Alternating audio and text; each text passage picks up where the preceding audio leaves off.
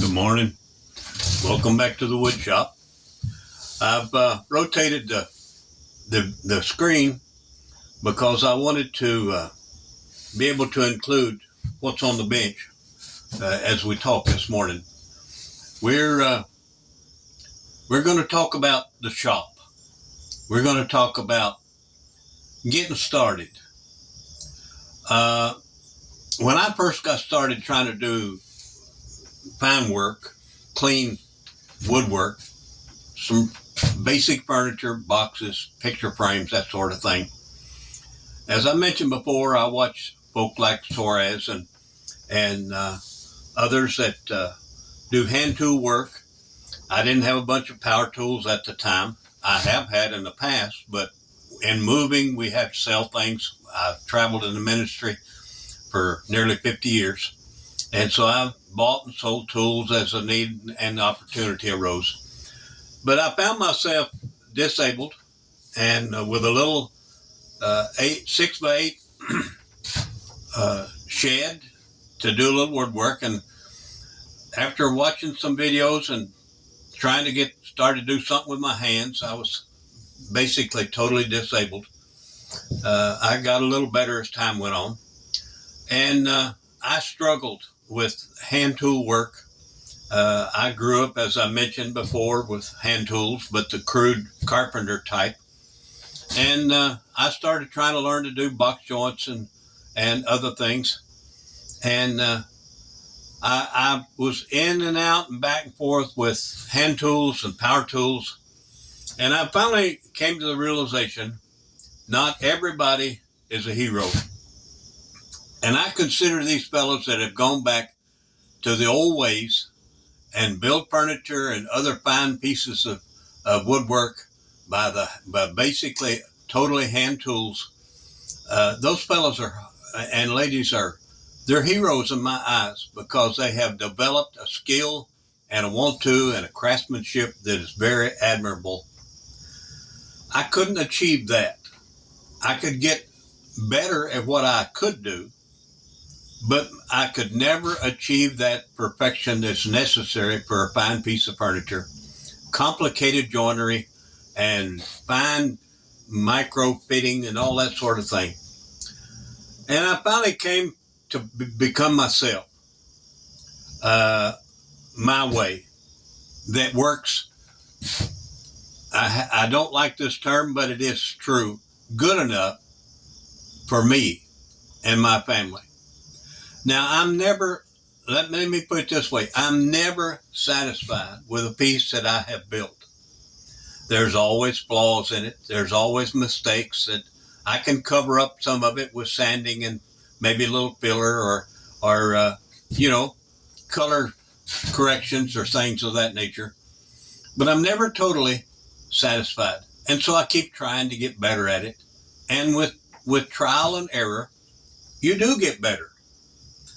And my point of making this video this morning is to maybe, if there's somebody out there that's struggling with this concept of you got to be the best, you got to be extremely good, or you no point in doing it. Let me use an old country phrase, hogwash. That means it's slop. The words. You don't have to be the best. You only have to satisfy you and your family or whoever you're making something for. Yes, you want to be better, but you don't have to be the best before you get on with it.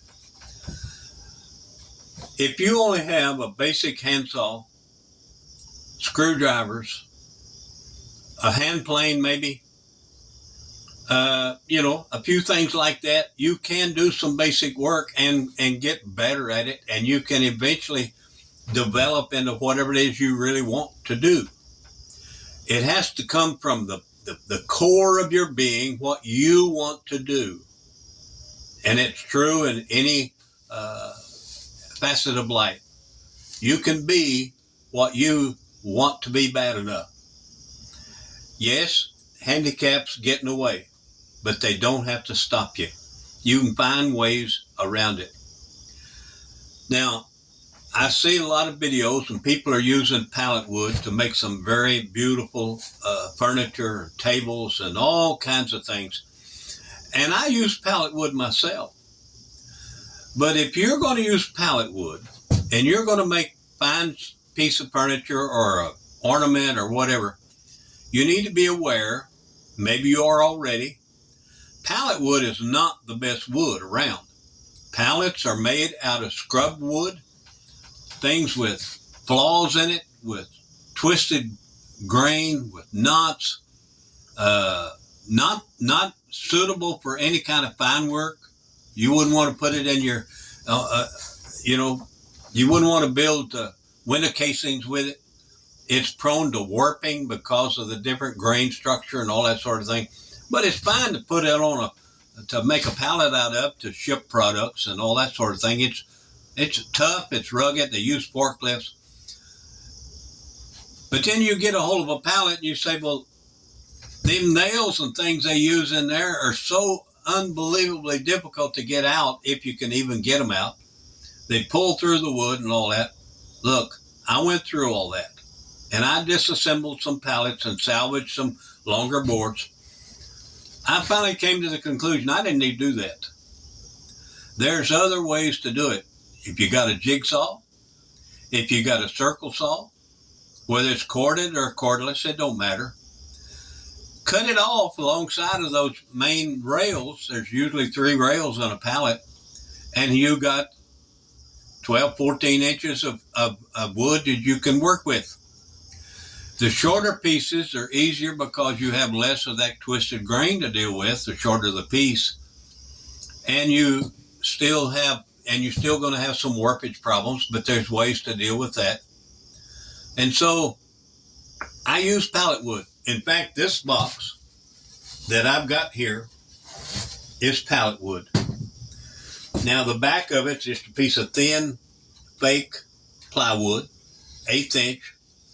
And but this is all pallet wood, and it's got some twisted grain, some knots, and this and that. But I decided if I was going to keep doing this, because the problem with pallet wood, if you're going to try to start planing the surface of these boards with a hand plane, you're going to run into trouble. They do not cooperate with a hand plane at all. That can be done. It's hard work, and you got to learn to read the grain and come at it from different directions depending on which way the grain's going. And you can make it work.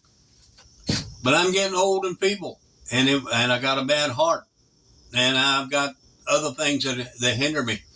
And so I had to learn either to not do it or find me a better way. And so I determined if I was going to keep doing it, I was going to get me a thickness planer. Well, it took a little while, but I got a used one, and I used it for a while, and it was having problems, and I won't go into the details. And I decided I wanted a new one. I couldn't afford a really good new one, so I bought the cheapest one I could find at Lowe's locally, and it was a Craftsman. And I've got it. It's sitting there beside the tripod, and I use it on these boards. It's not the perfect machine, but it gets that board down to where I can work with it. Now, if you can't afford one of those, and by the way, let me back up just a little bit there. These fellas that do this fine woodworking, most of the time, if you pay attention, they're working with nice straight grain wood. And boy, a hand plane in that kind of wood is a pleasure to use. But if you can't afford that kind of wood, if it's not worth paying the price for it, and good wood costs a fortune these days, it's unbelievable to me. Even second grade wood is outrageously priced. And so I use throwaway wood. I use whatever I can find. I occasionally will buy a piece of something at a flea market, a piece of plywood or something like that. And I have bought plywood from the box store. But my boards and stuff, now I've built some boxes here recently with some really nice boards. They were cut-offs that my brother-in-law gave me from it was stuff they were throwing away at a cabinet shop. And that was a real pleasure to work with. but I only had a limited amount of it. He brought me a few cut-off pieces, about 18 inches or so, and I've made 2 or 3 boxes and stuff out of those, and it's fine woodworking. But when you don't have that, use what you can find. You can go find around behind a furniture store and find an old pallet sometimes. If you can get a clean one that's not all busted up or haven't been drugged through the gravel, you can make stuff out of it. Now, you find yourself throwing away a lot of stuff because you got to cut off the bad stuff, and your trash man's going to have to carry stuff away, or you haul it somewhere and put it in the dumpster. Or maybe if you got a wood stove around the shop, you can burn it, but then you got the nails and all that to get rid of. And that's okay. You can sift it out. I've done that. Now, I made this box. I showed you this stack of lumber had dividers in it to keep it straight while it finished curing. And it was already old wood, but it had taken up some moisture and it started to warp a little bit or to bow a little bit. And so I put dividers in it, put clamps on it, and held it for several days. And this shop gets hot in the middle of the day if you keep it closed. And so I just on purpose closed the shop up and let it cook in this shop. And they've straightened out pretty good. They weren't bad to start with, but a little bit. And I made this box. And then I didn't have enough of that kind of wood, I didn't think, to make a nice lid. And I had some pieces under this little decking along here. I had some old, mop board we used to call it, but it's the boards you put along at the bottom of the wall. And I had some that some folk were throwing away, and I brought them home, and I've made picture frames and stuff out of them. And this edging is a piece of that ripped down. Let's see if I can get it up here. And I just ripped these off, and it was wider. And I ripped and kept the wide part, the flat part, and I just took the molded part and made a little picture frame. And then I went on the back side, and with my router table, I cut a little shallow groove and fitted this piece of thin stuff in the back to make a lid for this box. Well, I've done that before, similar. But I put this on this box, and you can't really tell because of the light in here. It fits, but the color difference, and I do different color lids stuff sometimes, and it can be very striking. But this one just don't work. It fits, it'll work fine as a lid, but I don't like it. So I took it off, and they hadn't mounted it yet to start with. But I said, well, I'm going to have to make a new lid. Well, I looked at my little stack of pallet wood cutoffs, and I found these boards. Now, some of them were wide, about 4.5 inches. And so what I did is I ripped them all the same width down to about 2.25 inches. And now I glued them up. I took the other clamps off. But these clamps, I put these boards on there, on top and bottom, to control any warpage while this cures with the glue. See, the glue causes the wood to expand a little bit. And then as it dries, it contracts. And if you just leave it free, it'll tend to bow or crook or do crazy things. So for the next few days, I put them board on top and bottom on both ends of the boards, and I let it cure like that, hoping it'll stay straight. If it don't, I have a solution for that too. It's not as pretty, but I'm going to have to do it anyway, I think. So what I'm going to do now, when I get ready to mount this, along this crossways of these, I'm going to put a batten, like an old barn door, at the top and bottom, because these boards are going to go vertical. Now, the problem is, over time, even though these are old boards, they will shrink if you bring them in the house where there's air conditioning and keep the moisture pumped out of the house. They will shrink. And if you fasten something crossways the grain, it'll cause it to split. So what I'm going to do, this is going to my daughter-in-law. I'm going to put flathead screws on the inside of the door with a little bit oversized holes in the door itself, with the screws going into those two battens, one at the top, one at the bottom. Then I'll tell my son, look, every 3 or 4 months for a year or so, loosen those screws and then snug them back up. That way the wood can creep for a little bit if it needs to. And we hope that it'd be all right. And if it splits, that's life. I made a box for my wife several months ago, but out of some old wood that was in the basement we had moved to. And it was damp, wet, and I dried it best I could. And I made her a box to stand beside of her chair for her crochet.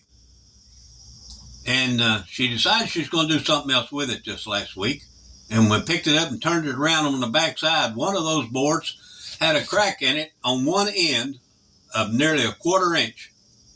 There was 2 screws in that board on that end, one at the top, one at the bottom. And that board had shrunk enough that it just ripped that board apart. Now the far end had a knot in it, just a little bit from the end, and it didn't split all the way out. But this end really, but it was on the back side of that box, and it didn't hurt anything because it's generally hidden against her chair. But that's what you deal with when you're working with raw wood, old wood, new wood. You run into shrinkage and all that sort of thing. You can still do it though. You can still work with it. If you can live with it, use it. It will build knowledge, it'll build understanding, and it'll build skill.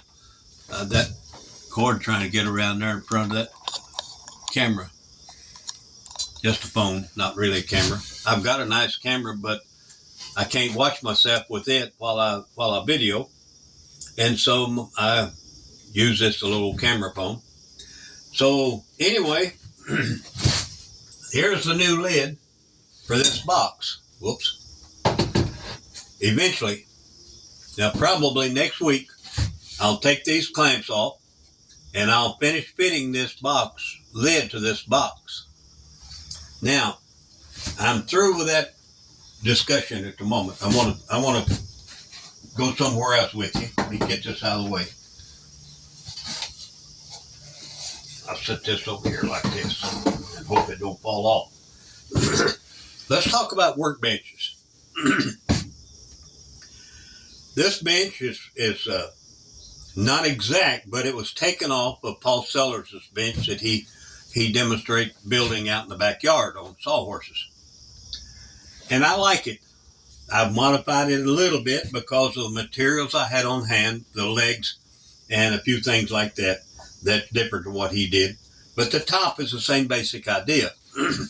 I took 2x6. I bought white wood, whatever it was, pine or some other kind of white wood from Lowe's. And I ripped it in half. See, my vise has a 2 1/4 inch lip for you to screw into the side of your table. And then on the bottom, you got place for 2 lag bolts. So I made my table 2 1/2 inches thick, so the vise could just be bolted to the bottom and be not quite flush with the top. Then I put my boards that you normally put in your wood vise to stick up above the iron part. So you don't have to worry about getting into that part with your plane or a saw or whatever. And that way it gives you a nice flush right to the top of your workbench. But what I wanted to talk about is the material you use for your workbench. Now, others have said similar things. Softwood is fine for a woodworking bench. I'm going to say for the kind of woodworking I do, I prefer it because I use cleats wherever I need them on this top. If I'm chopping say I'm chopping these box joints, and I chop these just laying free on the bench, but it tends to want to crawl away. So you're trying to hold it, keep it flat on the bench. How do you hold that steady? So what I do is I throw me down a cleat And I set me another cleat to hold it right out here at the edge up to here on the right over the leg, because that's where the most solid part of your bench is for hammering and chiseling and all that. It makes it so easy. I lay a board in there and go to work. I use little short black screws. I use black screws for everything nearly. In fact, let me bring that. Well, I don't know if I reach and get that or not. I kept little black screws of various lengths in little tin cans or whatever, jars, and it was just a real hassle. And I finally went and bought one of those little plastic containers, got about a dozen or 15 little trays in it that you lift out, and you close the lid on them. And I put my various length screws in that, and it's sitting at the end of this toolbox over here. And I can pick that up, set it up on the bench, lift the lid, and I can either pick me out 2 or 3 screws, or I can pick out one if I'm making a project that needs screws, pick one of them things up, take it to where I'm working. And I take it and put it back. And that way, I've got the right length at hand. And I start out, I've got about a 5/8 length and a 3/4 or 1-inch length. And then from there on up to 3. And I've got just about any length I need for any kind of project I need to do if it's not a glue up. And now I do a lot of glue up work, but I do a lot of little simple, I build my toolboxes and my stands and all that kind of stuff around the shop. I do most of that with screws. If I get through with something and I don't need it anymore, I take the screws out, recycle the screws back in my box, cut the ends off or whatever I need to do with the wood, and recycle it, use it over and over for various things. Now, I'm going to bring up something here. Of course, I've got a really nice compound miter saw, sliding miter saw, and I bought the Matebo, I guess used to be, I can't remember what name it was, but it used to be the green ones. They're now Matebo, and I bought this, the only one that Lowe's had, that the rods didn't go out behind the saw when you was telescoping it. This one, the rods are attached to the frame of the saw, and the saw travels on the rods. Because I have set my saw against the wall, I had no place for those rods to go. I really like this saw. Now, I know that hand tool woodworkers pride themselves on good, clean cuts with a handsaw, and then they use a shooting board to clean them up with a plane and all that. And I've done that. But I'm not my best physical condition I've ever been. I got bad eyes and bad heart and bad hair, a lot of things. And I can't cut clean straight anymore with a handsaw. And I've got a Japanese saw, and I've got the old time handsaw on the wall. I gave my little saws to my granddaughter that went into woodworking. But I've got a bandsaw. I've got 2 bandsaws. I've got the old 12-inch and I've got a little 9-inch. And I don't have a table saw anymore. I don't have room for a table saw. But what I did do, because there's times when a bandsaw just won't get the job done. And my handsaw, well, I can do it, but it don't come out like I'd like. So what I did is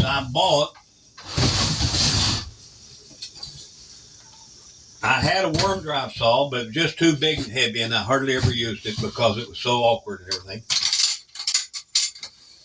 But I bought a 6.5-inch, 18-volt Makita because I already had these batteries. I'm loving this little saw.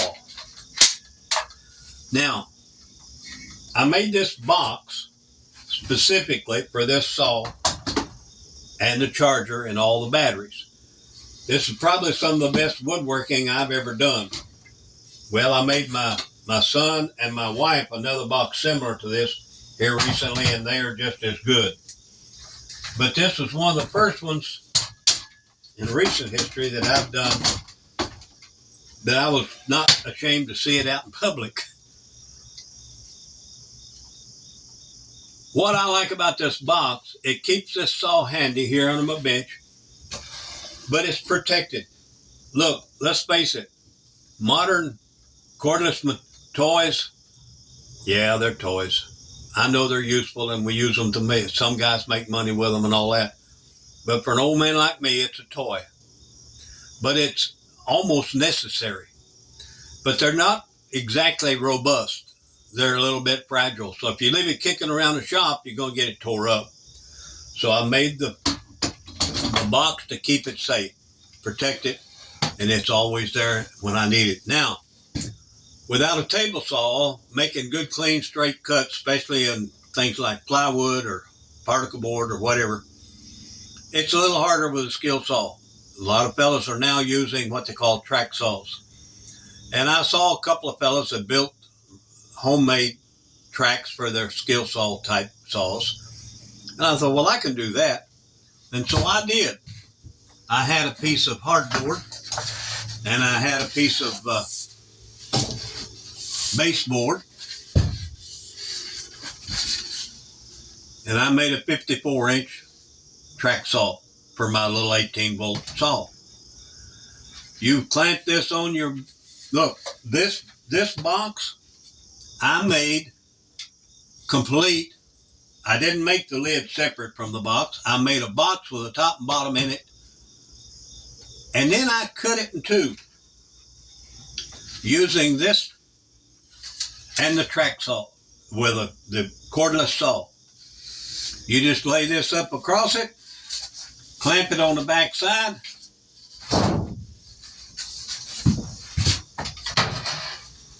set your saw up on it, and run it along it. And it makes a clean, straight cut. I cut this box all the way around like that, and the lid fits. I just took you have a little bit of fuzz from the saw, and you took a little block plane or a sanding block or whatever and clean that up a little, dress it up a little bit, hit it with a little bit of stain, and you've got a box lid that fits. And it was so much easier to build like that. But this homemade piece of hardboard and a piece of baseboard, I had to plane this off a little bit so the mortar would, part that sticks out would clear it. It ain't quick. It ain't effortless like a good table saw, but I don't have room for a table saw in this little shed. And so I do what I have to do to get by. And that's what this video is about, is being able to get on with doing your, look, you got to get on with life. And if you don't have the resources, find a way, and you can make it way. Now, it's taken me a long time to get where I am. But over time, if you just watch for yard sales, for flea markets, you can pick up some cheap stuff that you can get by with until you can afford better stuff. And I'm an advocate of buying the best tools you can afford. Good tools make the job go better, easier, more professional. And so I use tools to overcome my limitations as a man. I can use two hands on a tool where I have to use one hand with a hand tool. And I've got a little palsy, I've got a little bit of this and that. And if I can get things where I can brace them and use two hands and maybe use my body against a table or something to help stabilize everything. When I go to do chisel work, I have to rest my arm on the bench. I sit on my stool and I rest my hand against the wood and to very carefully set the chisel where I need it before I tap it to make a mark. And then I'll go from there. Look, there's ways you can get things done. So, cheap wood for a bench, I recommend it because you can do so much with it. I put cleats, little screws in this all over the place. When I get through with it, I zap them out with my little cordless impact driver. And if it sticks up a little, you hit it with your plane, which usually you have just a little tiny bit of wood splinter that'll stick up around a screw.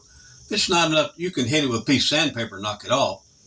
But every once in a while, this soft wood tends over time, as it unevenly dries, it's got knots and twists in the grain and all that. That's all right.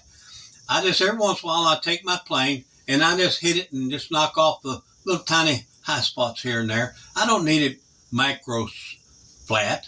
I don't, as long as it's basically square for assembly purposes and to make boards lay down flat when you're trying to work with them. That's all I need. And what I need was sturdy. It's heavy. It don't move around. It sits right where I put it. And I love it.